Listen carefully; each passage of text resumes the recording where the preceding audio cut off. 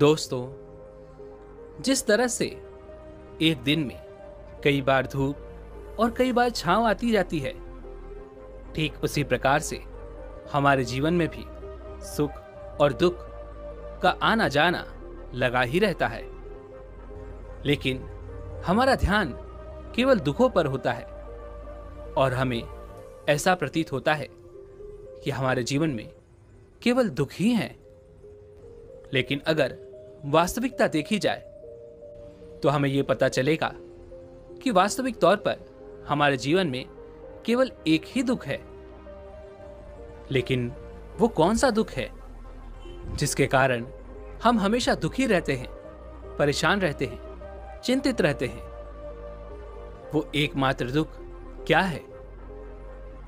चलिए इसे आज की बौद्ध कहानी के माध्यम से समझते हैं और ये भी जानने का प्रयास करते हैं कि आखिर उसका समाधान क्या है और अपने दुख को नियंत्रित करने के लिए हम क्या कर सकते हैं।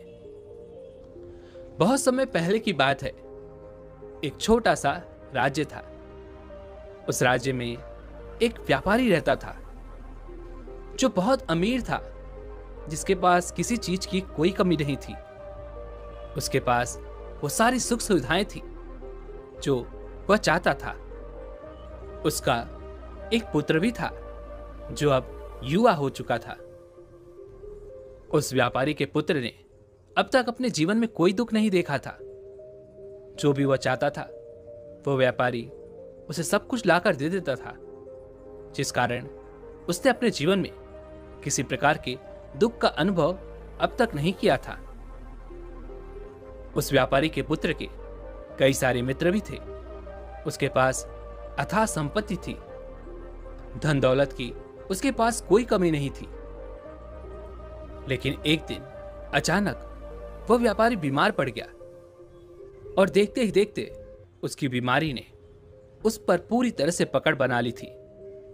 वह व्यापारी अपने जीवन की आखिरी सांसें गिन रहा था। अब उस व्यापारी को यह प्रतीत होने लगा था कि अब वह नहीं बच पाएगा। उसका अंतिम समय आ चुका है। इसलिए उसने अपने पुत्र को अपने पास बुलाया और उससे कहा, बेटा, तुमने आज तक केवल सुख ही देखा है। तुम्हें जो कुछ चाहिए था वो मैंने सब कुछ तुम्हें ला कर दिया। इसलिए तुमने आज तक दुख का अनुभव नहीं किया। दुख क्या होता है ये तुम्हें पता तक नहीं। और इसी बात की चिंता मुझे खाए जा रही है कि जब तुम्हारे पर दुखों के बादल मंडराएंगे तो तुम सह नहीं पाओगे। इसलिए आज मैंने तुम्हें यहां पर बुलाया है। मैं बस आखिरी समय पर तुमसे यह कहना चाहता हूं कि तुम सावधान रहना। मेरी मृत्यु के बाद तुम्हारे अपने ही तुम्हारे दुखों का कारण बन जाएंगे। इतना कहकर वह व्यापारी मृत्यु को प्राप्त हो गया। उस व्यापारी का पुत्र अपने पिता की मृत्यु पर बहुत दुखी था। वह रो रहा था। तभी उसके पास उसका एक मित्र आया और वह उसे समझाते हुए कहता है, मित्र, तुम रो क्यों रहे हो? तुम्हारा पिता ही मरा है, लेकिन तुम्हारे पास तो अब भी ये सारी धन दौलत है, ये सारी संपदा है, ये सारी संपत्ति तुम्हारी ही तो है। अब तो तुम उन चीजों का भी आनंद ले सकते हो जिनका आनंद तुम अपने पिता के रहते नहीं ले पाए। अपने मित्र की यह बात सुनकर वह बड़ा प्रसन्न हुआ और उसे भी इस बात का एहसास हो चुका था कि उसके पास अथाह संपत्ति है, धन है, दौलत है, जिसकी मदद से वह अपना जीवन खुशी खुशी बिता सकता है। लेकिन इसी धन संपदा के कारण वह अब बुरी आदतों का शिकार भी हो चुका था। वह वैश्यालय जाने लगा था। उसे हर प्रकार का नशा करने की आदत लग चुकी थी। जहां उसका मन करता वो वहां चला जाता। जब भी उसका मन करता वो किसी को भी अपने घर बुला लेता, फिर चाहे दिन हो या रात। जो भी उसका मन करता वो खरीद लेता, क्योंकि उसके पास अथाह संपत्ति थी। और तो और उसके पिता का सारा व्यापार भी अब उसी के हाथों में था और अब वो बहुत खुश था। वो अपने जीवन को अपनी मर्जी के हिसाब से जी रहा था। एक दिन उसके मन में ख्याल आया कि पिता ने मुझे बेवजह ही डरा दिया कि लोग मेरा फायदा उठाएंगे, मेरे दुश्मन बन जाएंगे, मेरे दुखों का कारण बन जाएंगे। लेकिन अब तो मैं और भी मजे से जी रहा हूं। मेरे सुख के दिन तो अब आए हैं। मैं आज तक जो नहीं कर पाया था वो सब करने में अब मैं सक्षम हूं। यह सब सोचकर उसकी खुशी का कोई ठिकाना नहीं था। वो बहुत खुश था। तभी एक दिन उस राज्य में एक बहुत बड़ा मंदिर का निर्माण हो रहा था और उस मंदिर के निर्माण के समय पर एक घोषणा करवाई गई कि जो भी इस मंदिर के लिए सबसे अधिक दान देगा उसका नाम उस मंदिर के एक पत्थर पर स्वर्ण अक्षरों में लिखा जाएगा। जब उसके मित्र ने यह बात सुनी तो वह दौड़ा दौड़ा उसके पास आया और उसे सारी बात बता दी। तब उस व्यापारी के पुत्र ने यह तय किया कि वो मंदिर को सबसे बड़ा दान देगा और उसने ऐसा ही किया। और साथ ही यह भी निश्चित हो गया कि उसका नाम उस मंदिर के एक पत्थर पर स्वर्ण अक्षरों में लिखा जाएगा। लेकिन जब वह दान देकर वापस घर की ओर लौट रहा था तो रास्ते में उसे एक साधु मिले जो भोजन की याचना कर रहे थे। इस पर वह घमंडी व्यापारी का पुत्र कहता है, तुम जैसे लोग केवल 2 वक्त की रोटी के लिए हमेशा चिल्लाते रहते हो। पता नहीं तुम लोग कहां से आ जाते हो और भगवान तुम लोगों को पैदा ही क्यों करता है। तुम लोग गंदगी हो, तुम लोग दुख हो, तुम्हें जीने का कोई हक नहीं। केवल अपना पेट भरने के लिए, 2 वक्त की रोटी के लिए तुम किसी के सामने भी झुक जाते हो। यदि झुकना ही है तो उस ईश्वर के सामने झुको। शायद वह तुम्हारी गलतियों को माफ कर दे और तुम्हें एक अच्छा जीवन प्रदान करे। हो सकता है वह तुम्हें भोजन भी दे दे। वह लड़का उन साधु को खरी खोटी सुनाकर वहां से चला गया। धीरे धीरे उस लड़के के पास उसके मित्रों, सहयोगियों और रिश्तेदारों की संख्या बढ़ने लगी। अब हर कोई उससे बिना पूछे कोई काम नहीं करता था। हर चीज में उसी से पूछा जाता था, जिस कारण उस लड़के को लगने लगा था कि अब मेरे बिना कोई काम नहीं हो सकता। जो भी हूं मैं ही हूं। जिस कारण उस लड़के का अहंकार अब 7वें आसमान पर था।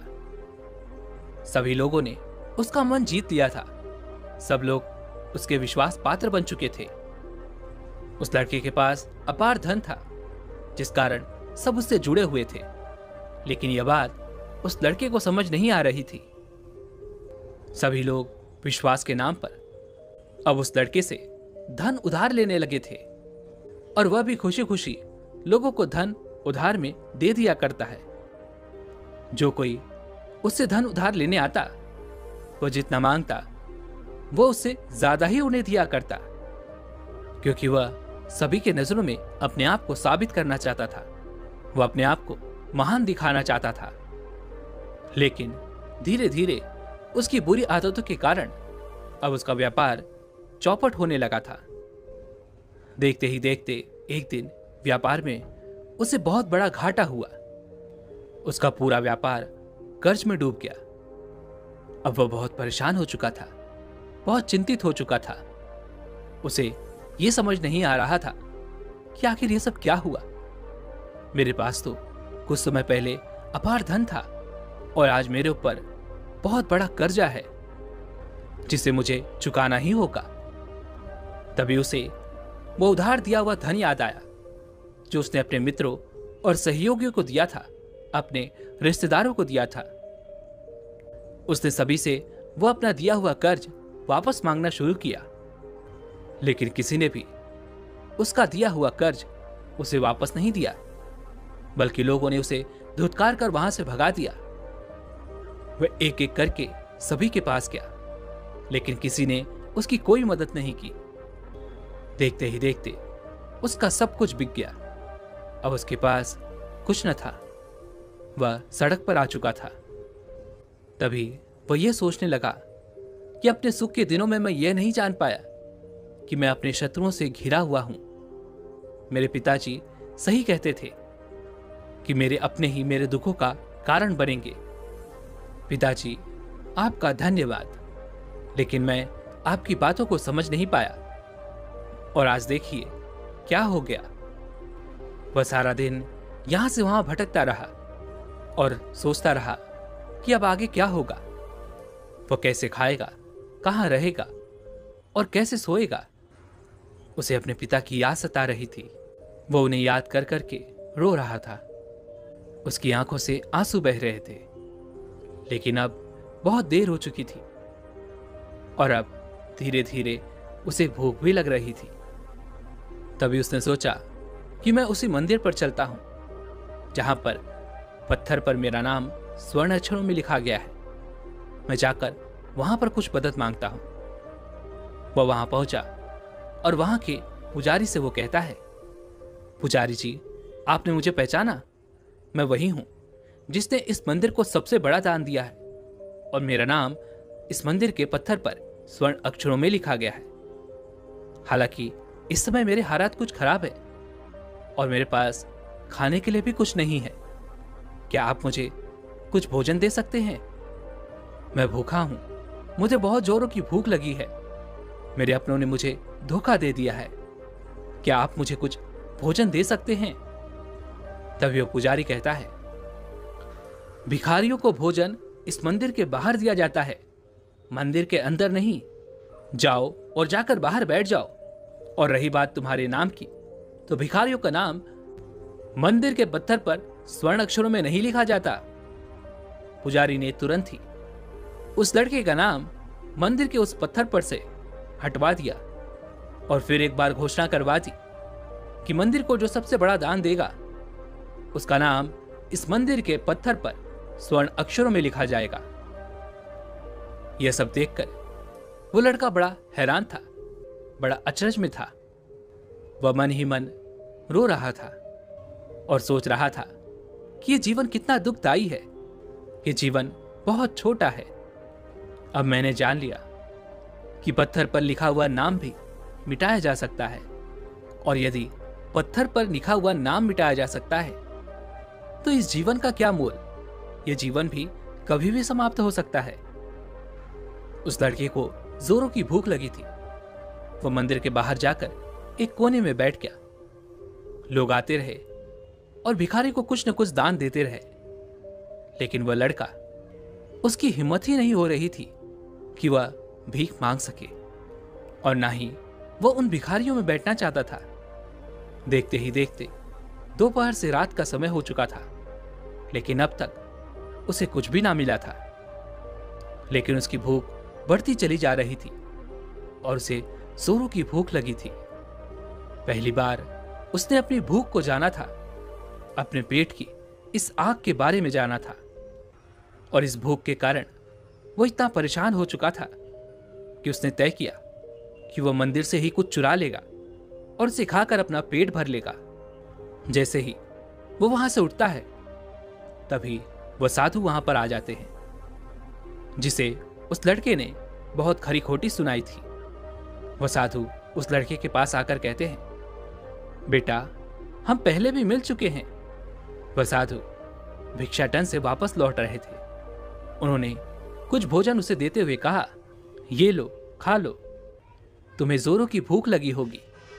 मैं तुम्हें जानता हूं, मैं समझता हूं कि ये हालात तुम्हें जबरदस्ती झुकाना चाहते हैं, लेकिन तुम लोगों के सामने झुकना नहीं चाहते। लेकिन अगर तुम लोगों के सामने झुकोगे नहीं तो तुम्हें भोजन भी नहीं मिलेगा। आज तो मैंने तुम्हें भोजन दे दिया है जिससे तुम्हारी भूख मिट जाएगी, लेकिन यह भूख रोज लगेगी। ये पेट की आग कभी नहीं मिटती। यह एक ऐसी बीमारी है जिसका कोई इलाज नहीं।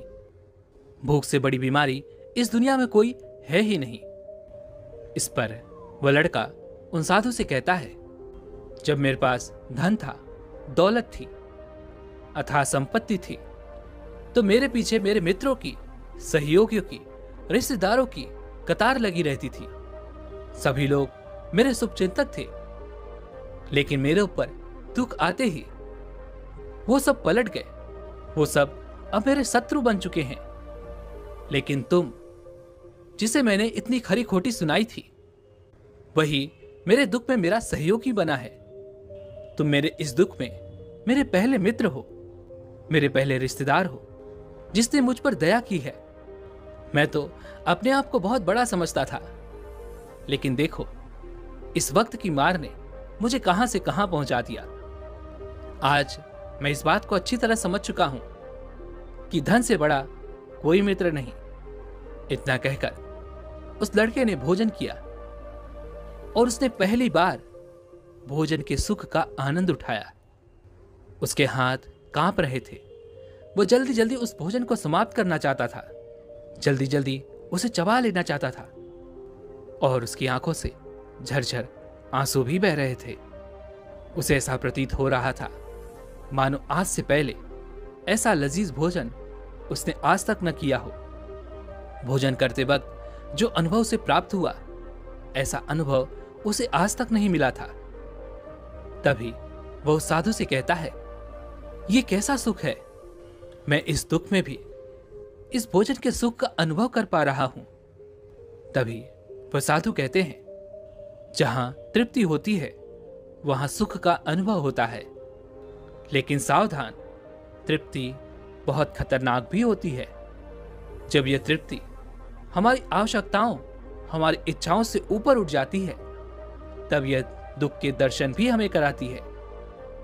आज जो भोजन तुम कर रहे हो, ऐसा भोजन यदि तुम्हें पहले प्राप्त होता तो तुम इसे छूते तक नहीं, लेकिन आज इसी भोजन को करके तुम्हें तृप्ति मिल रही है।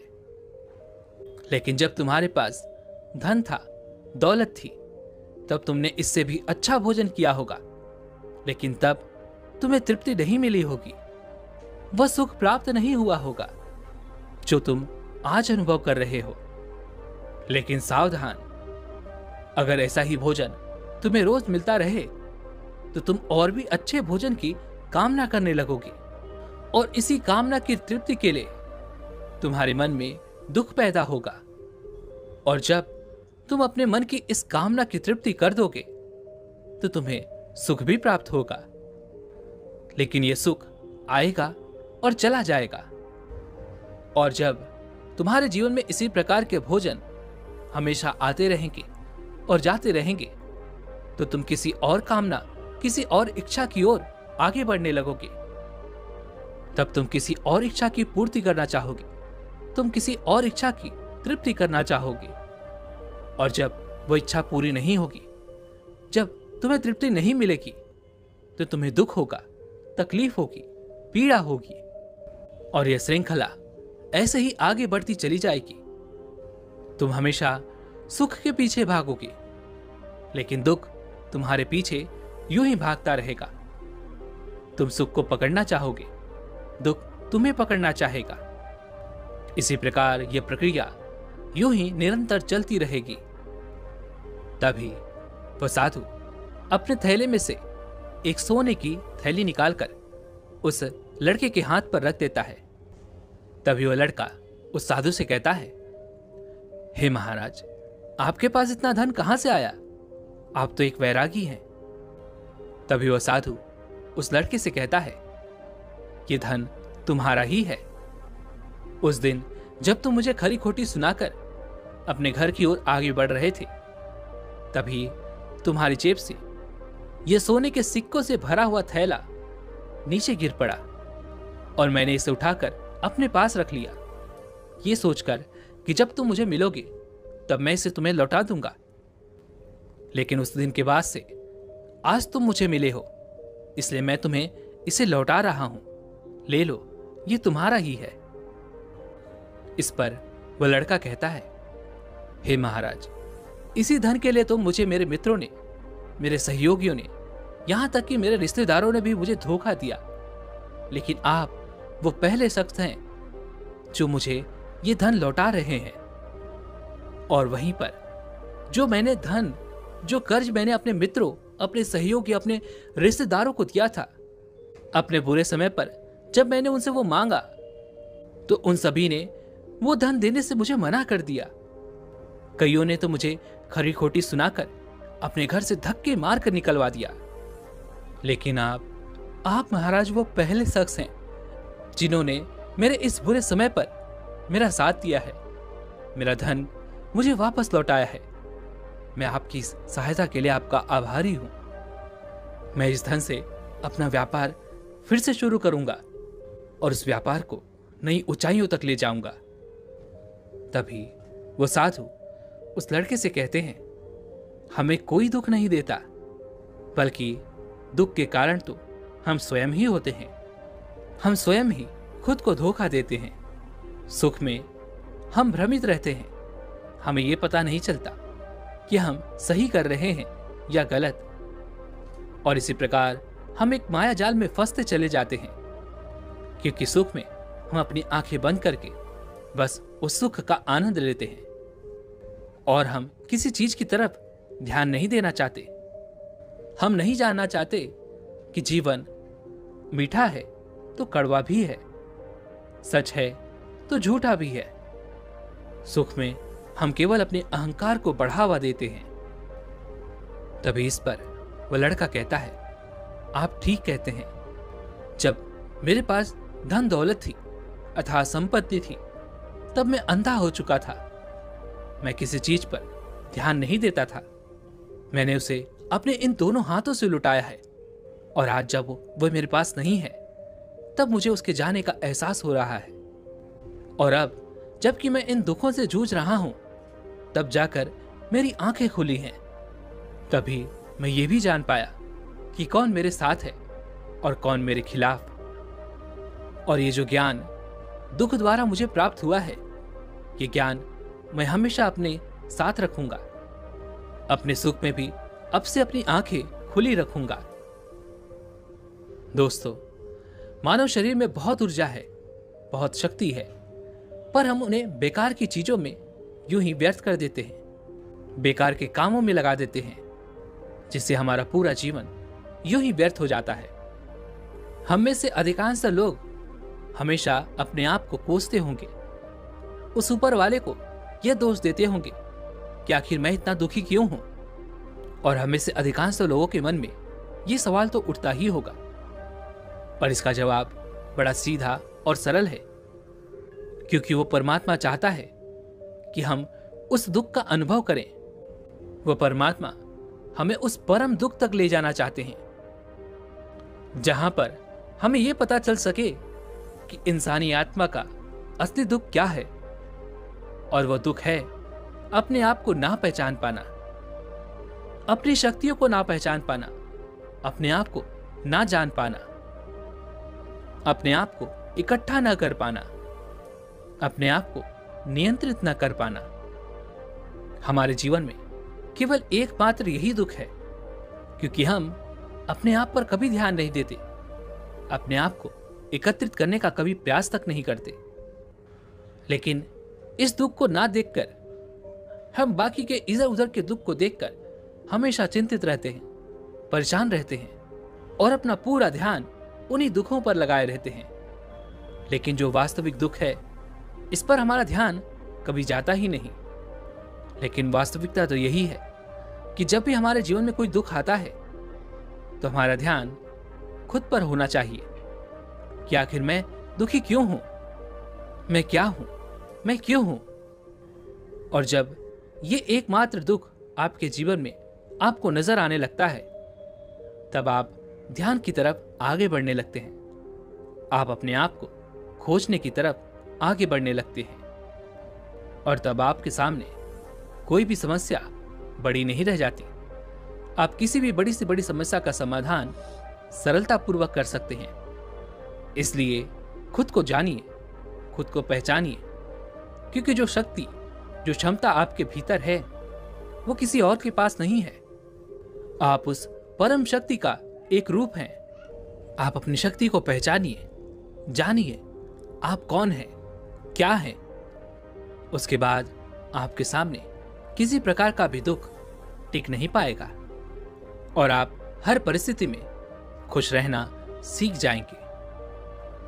दोस्तों, उम्मीद है कि आपने आज की इस वीडियो से जरूर कुछ न कुछ सीखा होगा। तो इस वीडियो को लाइक और अपने दोस्तों के साथ शेयर करना ना भूलें, और हमें ऐसे ही सपोर्ट करने के लिए चैनल को सब्सक्राइब और घंटी बटन को जरूर दबा दें। तो चलिए मिलते हैं इसी एक और वीडियो में। तब तक